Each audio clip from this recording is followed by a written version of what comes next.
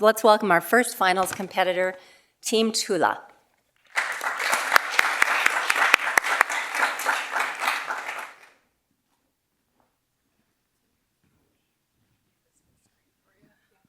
Mic check, mic check. Everybody hear me all right? All right, sounds good. Well, good afternoon. Thank you so much for having us. Cool. Sounds good. Good afternoon. Thank you all so much for having us. We represent Team Tula. We're working here on behalf of Popeyes to help them infiltrate the Chinese market. If at first you don't succeed, try again. That has been the story of Popeyes as they attempt to infiltrate this market. They've had one failed attempt, then followed by a second failed attempt, and the third attempt is why we're here. So moving into our team a little bit, nice to meet you. My name is Dermot Pogson. I am our product strategist. I'm Jocelyn. I'm the risk analyst. I'm Logan Walsh. I'm the strategic analyst. And I'm Lenzen, and I'm our operations expert.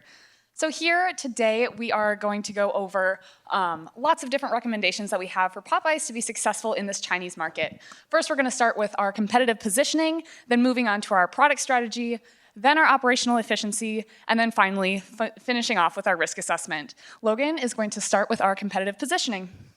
Thank you, Ruby. So when analyzing how to enter this market and be successful, taking over our competition, both Western markets and Chinese companies, we broke it down into looking at the identity of our company, the loyalty, and the expansion. And if we can all do all three of these successfully, we'll be able to take the market share and grow Popeyes China.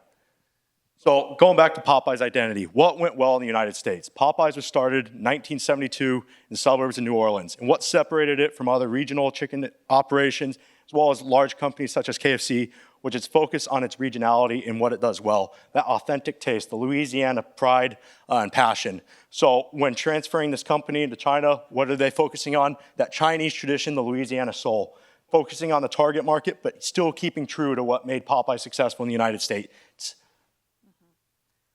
So what comes next is expansion. We need to be aggressive and take control of the market. We need to meet consumers where they are. So we looked at our biggest competitor and then our support system.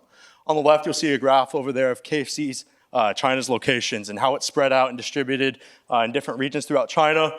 And like I said, if we're going to take consumers and take this brand over, unlike the last two times, it needs to meet our consumers where they're at. And then we also look at where our support network is, where Tim's China. And this comes down to simply supply chain and distribution, reducing costs there, and just building a better cohesive network. Absolutely.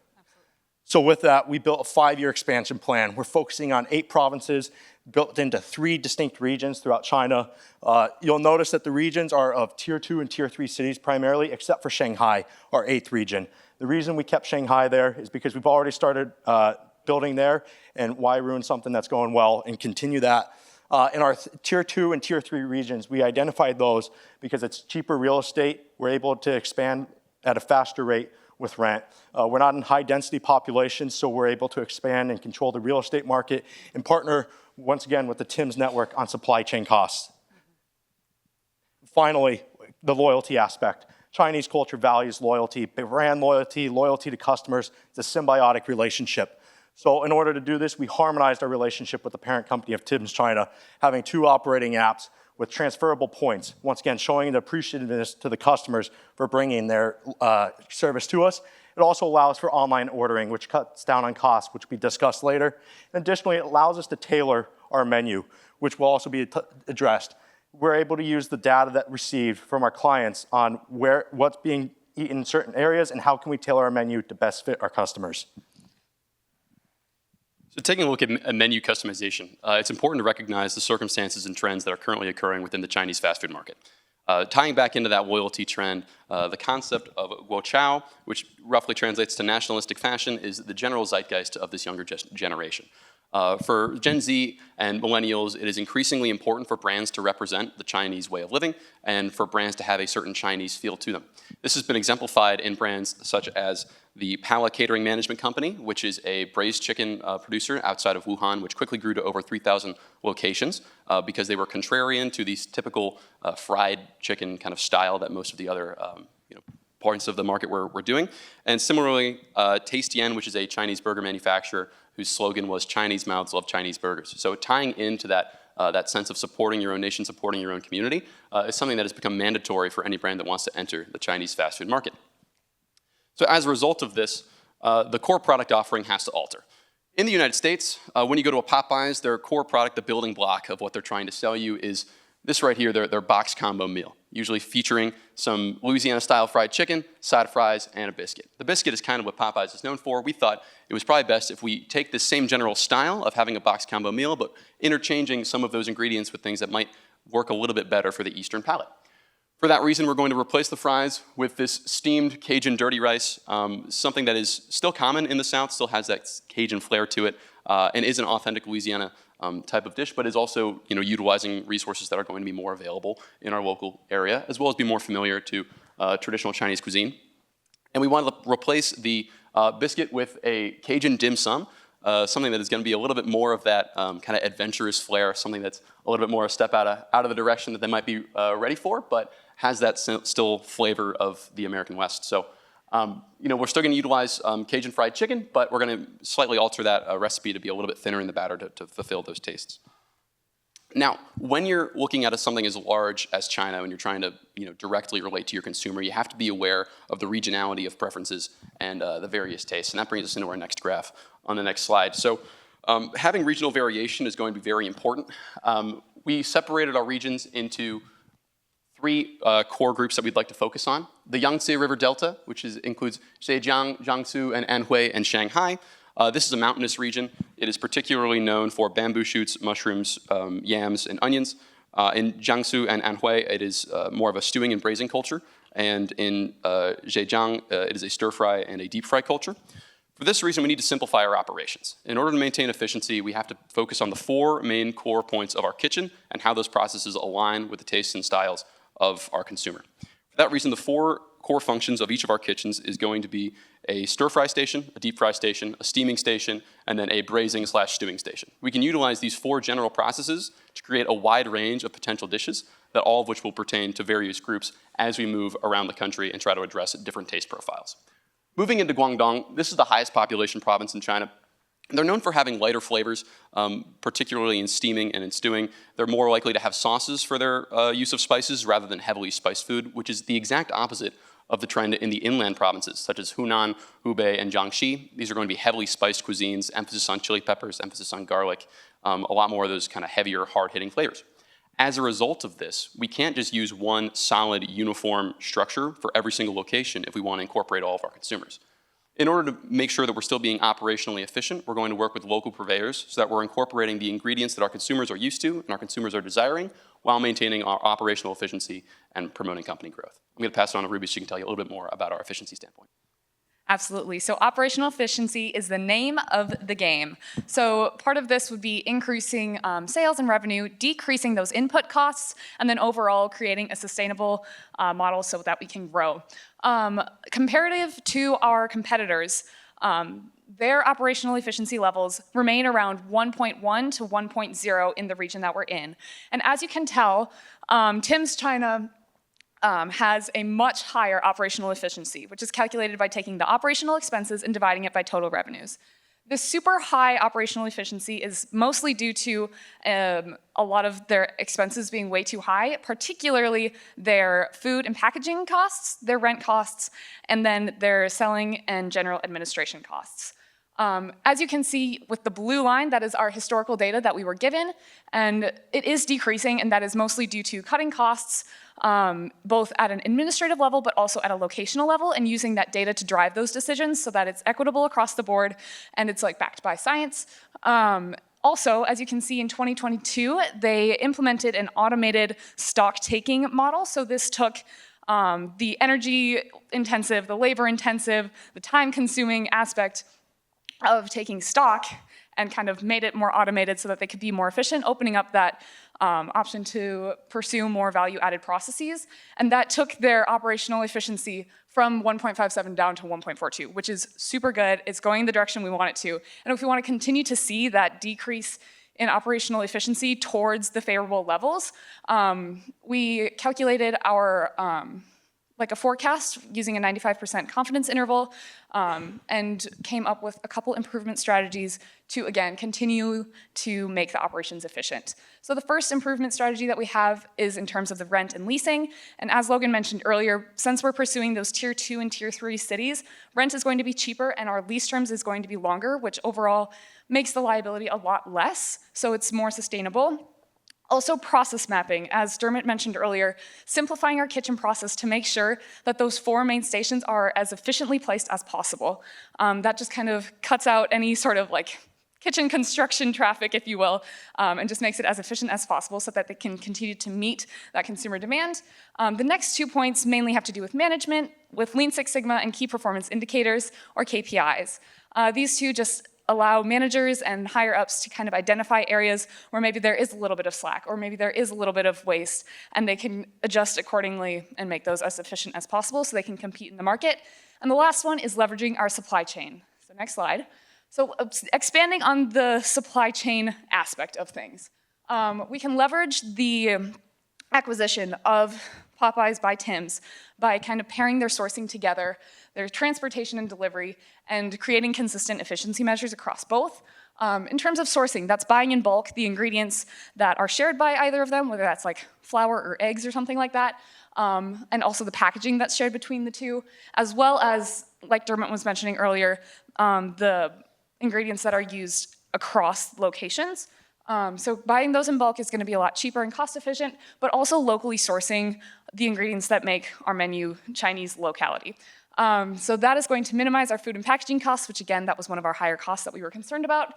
Transportation and delivery aspects, that's mainly going to come down to streamlining the infrastructure. So that's going to be like creating the same trade routes, coming up with streamlined scheduling so that it's as efficient as possible.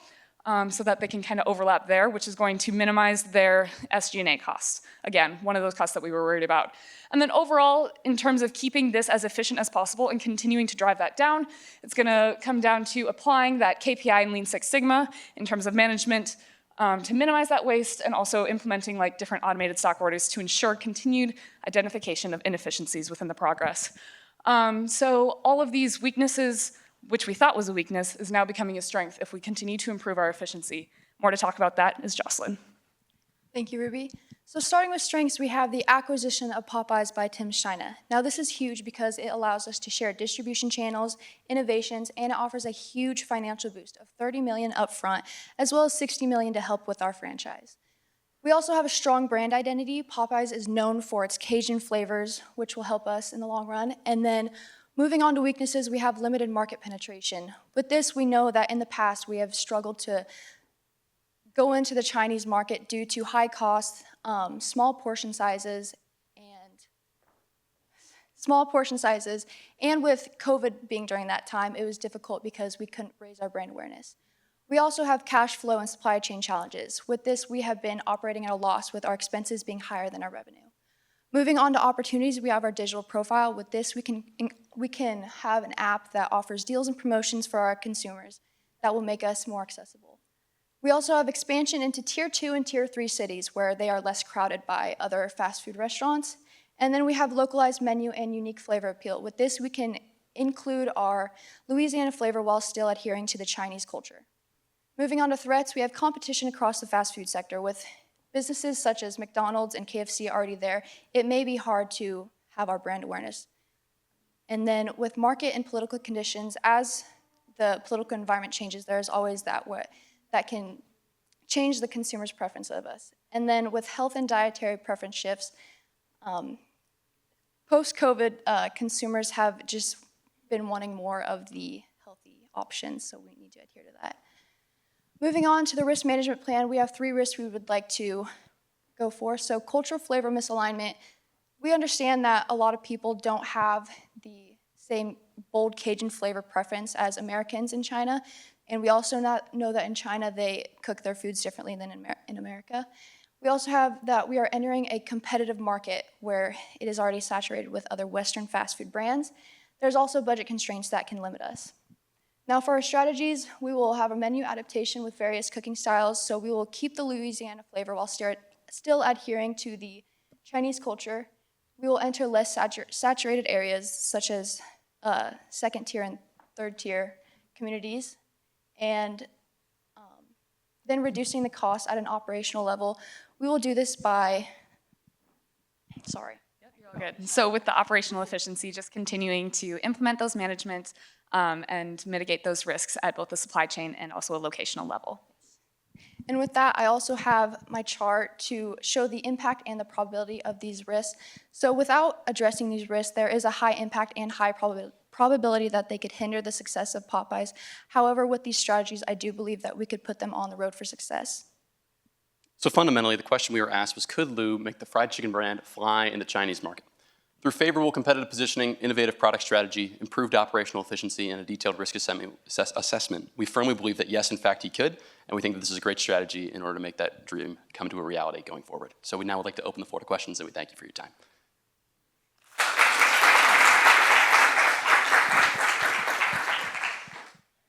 I'll start off by saying congratulations on going first. That's always like the hardest. Thank you. So bravo, kudos on that. My first question is related to the menu. You touched on some of the things that you were looking to do with incorporating Chinese aspects. One of the problems they also mentioned in the case, you kind of mentioned towards the end, was the price point was too high and the sizing. Did you guys consider keeping that? Are you going to change that as well? What price point are you looking at? We're looking to hold somewhere between the 20 and 40 yen per transaction kind of idea. Now, KFC sits a little higher in that, which is our main competitor, and we want to be in that same tier of that quality product. We don't necessarily want to stoop as low as a company like Walsh would be, where they're intentionally being like the value chain. So we'd like to hover around somewhere in the middle, preferably around 40-ish yen per interaction. Yes, and I think it's also important to note that we're not going for price differentiation, we're going for product differentiation. Yeah, because this is a business that has been losing more and more money as it grows more and more. I'm interested in your focus on efficiency. Can you help me understand where does this number come from and where are we trying to go? Does it have to be less than 1 for the business to become profitable? Absolutely, that's a great question. I'm so glad you asked. In terms of numbers, which number were you asking for clarification on? Well, let's just take the 2.59. Absolutely. So, yeah, so absolutely. Basically, operational efficiency in a fast food chain likes to hover around, for prime optimization, around 50% to 110%. This is 259%. That is very, very high. And as I mentioned earlier, our prime competitors are between that 100 and 110, or that 1.0 and 1.1. So as we're decreasing it, we're basically saying that we're getting more outputs than we are inputs. So we're being able to efficiently put in enough energy and effort and resources that we can harvest, in a way, more revenue and exports. But yeah, so does that answer your question? You want me to keep going? So I have a follow-up. And this Absolutely. Is from a management perspective. For sure. So you're doing this, and at the same time, you're planning to open a lot of stores and pour in a lot of capital. Mm-hmm. How confident or nervous are you that you can grow the business this fast while simultaneously making it more efficient and Absolutely. turning it profitable? Sure, I was expecting that question. So I think it's important to note that, one, Lu is a very strategic and fast-moving man, and he's done it successfully before, and we believe that he can successfully do it again. Two, in terms of creating that operational efficiency and process mapping within each industry, I think it's great that we're starting kind of from the ground up in that way, because we can design those kitchens the way that they're going to be most efficient. We can train those employees the way that they can be most efficient and spot those inefficiencies. So in a way, we're kind of incorporating, yes, it's going to be slightly more expensive on the front end to kind of invest in those employee trainings and those kitchens, but those are costs that anyone is going to incur in opening a new business. It's more, are we going to create this sustainably and efficiently so that we can continue to drive that efficiency down? Does that answer your question? Yeah, and my last comment, I'll just say, I don't know for sure what Chinese people will like, but the Louisiana dirty rice seems like a great idea. Oh, yeah. Well, thank you very much. Yeah, I'm kind of proud of that one. But a lot of our strategy comes down to kind of recognizing the new kind of ground that we're in after the acquisition, having a brand and a leadership force that is so familiar with the Chinese region already, as Tim's China has made their expansion across, has really been an important kind of point of focus for us. So we're just trying to come up with any kind of creative and unique way that we can to include some of that heritage culture while still using familiar ingredients and things that are going to be more locally sourced. Have you modeled any of these, like how much you might be able to reduce the cost by rent changes, how much stores you'd be able to open, anything like that? Absolutely. So as you can see, using the 95% confidence interval, that middle dark orange line is going to be like the most predictable route. Using all of these different improvements of like, okay, this will reduce the cost by like 0.01%, and this one will reduce the cost by whatever percent. So that's going to be that middle line. In case it does, like maybe rent prices go up, or maybe, I don't know, process mapping is more difficult to implement than we thought. That's where we could see it like variate up. But if the market is in our favor and we do a really good job of implementing it, that's where we would get that lower confidence level. We also took into account when expanding, this goes back to your former question, about being strategic in where we're going, partnering up with the Tim's locations. If we're looking at supply chain costs, if we're strategically expanding rapidly in certain regions where we have other Tim's locations, that helps cut down on shipping costs, delivery costs, using regional suppliers. If we talked about political risk or trade risk, if we can utilize local regions to create supply, that also helps offset our costs there. Question on that. Do you think there's a lot of overlap in your transportation and synergies if the menus are different? Does Tim's kind of has more burger, biscuits, and wraps and? It's more complementary than it is directly the same space. I think one of the nice things about this this new acquisition is that Tim's is kind of focused more in that breakfast or kind of like early in the day crowd, whereas Popeyes is almost exclusively kind of lunch and dinner. So we can utilize the same like trucking and shipping and those types of resources in a lot of ways. But we aren't worried necessarily about having to cannibalize our own market in any sense. So they are definitely different. But if we can kind of build that joint kind of identity within the consumer's mind, I think that's a great way that we can utilize some of those same resources, and especially when we're in locations where there already are existing infrastructure, just building off what we already have, I think is a great way to kind of get this off the ground and give it some momentum of its own. Yeah, and I think that kind of comes down to streamlining the supply chain too. Like, yes, we're not going to get coffee for Popeyes. That would be crazy. But if it's going along the coast of South America and it's picking up coffee beans, oh, we also need this ingredient. It can follow that same route so that we can get it more efficiently. So that comes with like scheduling out the timing and kind of fusing those two together. Does that answer your question? Great job. I personally remain nervous. It would just be my own preference. Get the operational efficiency right before you pile on another 100 or 200 stores. But that doesn't mean I'm right. I'm just... No, and that is a genuine concern. We appreciate that as well. I appreciate that, but part of that goes into the app development that we talked about earlier. Using this helps us fine-tune our growth and where we're going. We can use the data of what orders, what areas, what stores are populated, and then we can somewhat fine-tune and adjust. That's why we have such wide regions and fine-tune. Are we going dense populations? Are we going less dense? And eventually, where do we go next? So I do understand that concern, but we do have a lot of data that we can use to adjust.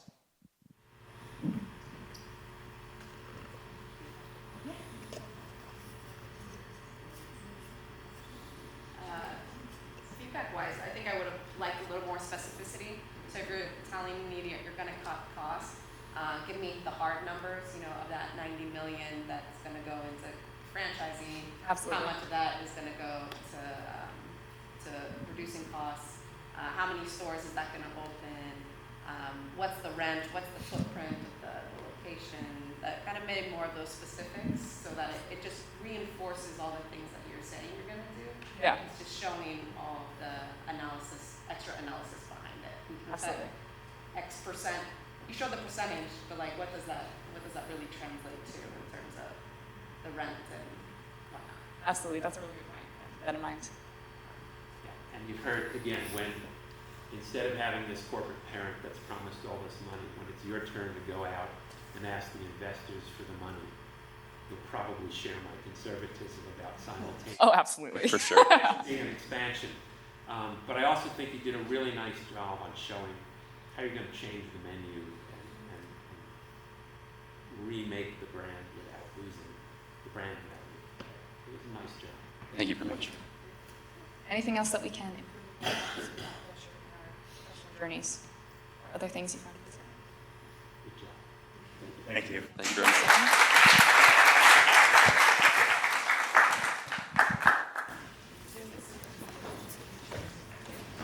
much. Thank you, Team Tula.